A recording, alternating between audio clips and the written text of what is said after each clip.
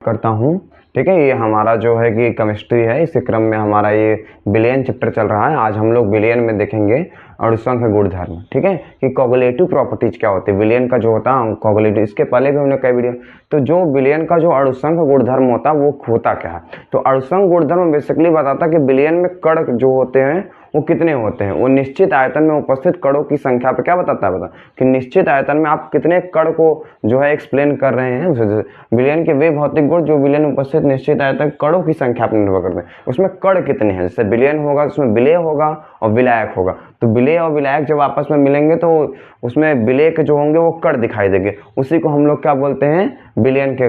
तो ये सब ये चीजें इसमें देखिए बहुत सारी चीजें, जैसे परासरण दाब हो गया, वाष्प दाब का अवनमन, वाष्प दाब का उन्नयन, ठीक है, हिमांक का अवनमन, हिमांक का उन्नयन, ये सब विलयन के अणुसंख्य गुणधर्म है जो विलयन के अणु उसके अणुओं की संख्या पर निर्भर। अगर अणु का संख्या कम ज्यादा हुआ तो इनके मान में भी क्या होता है, डिफरेंस आता है। इसको हम लोग बोलते हैं विलयन के अणुसंख्य गुणधर्म। इसी क्रम में हमारा जो होता है विलयन के अणुसंख्य गुणधर्म, जैसे अगर हम लोग देखें इसी क्रम में कि अगर जैसे चीनी ले लेते हैं, चीनी का क्या होता है, जब नंबर ऑफ जैसे वाटर शुगर लेते हैं, वाटर इसका विलयन बना लेते हैं। अगर हम लोग क्या करते हैं उसमें चीनी की मात्रा बढ़ाते हैं, मतलब हम लोग सांद्र विलयन बनाते हैं, तो उसको जो होगा अगर उसका हम लोग वाष्पन करना चाहेंगे तो उसमें हमको एनर्जी ज़्यादा लगेगी। ठीक है, वैसे ही वाष्प दाब का ऐसे अगर हम लोग चीनी की मात्रा कम डाल देंगे विलयन में तो उसका वाष्पन जल्दी हो जाता है।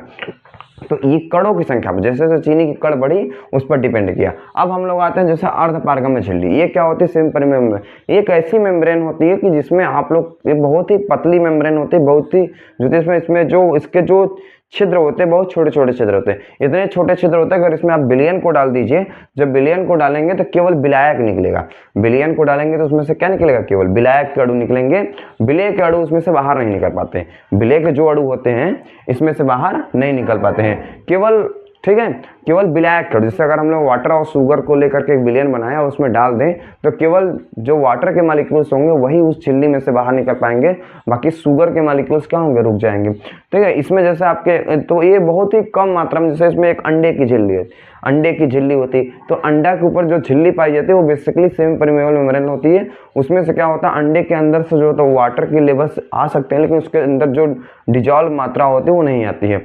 ऐसे ट्राम एक वैज्ञानिक हुए, उन्होंने बताया कि कॉपर फेरोसाइनाइड। और इसमें हमारा कोशिका झिल्ली भी आती है। क्या आती है हमारी, कोशिका झिल्ली। कोशिका झिल्ली आप देखे होंगे जो लोग ठीक है, कोशिका झिल्ली बायो वाले जो लोग होंगे वो जानते हैं।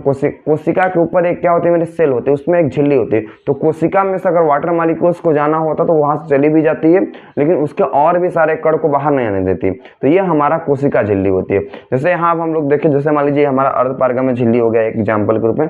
यहाँ हमने जो विलेय के कण है उसको हमने क्या किया है, राउंड किया है, और जो विलायक के कण है उसको डॉट डॉट से दिखाया। तो इन दोनों को डालें तो विलयन हो गया हमारा। इसमें से हमने डाला, उसमें विलायक के कण ही केवल इस पार से इस पार आए, केवल विलायक के कण ही क्या हुए, क्रॉस किए, बाकी जो कण थे, विलेय के कण थे, वो यहीं रुक गए ना। तो यही होता है हमारा सेमी परमेबल में। इसका एग्जांपल होता है आपका अंडे की झिल्ली, कॉपर फेरोसाइनाइड, कोशिका झिल्ली। It's thank you so much.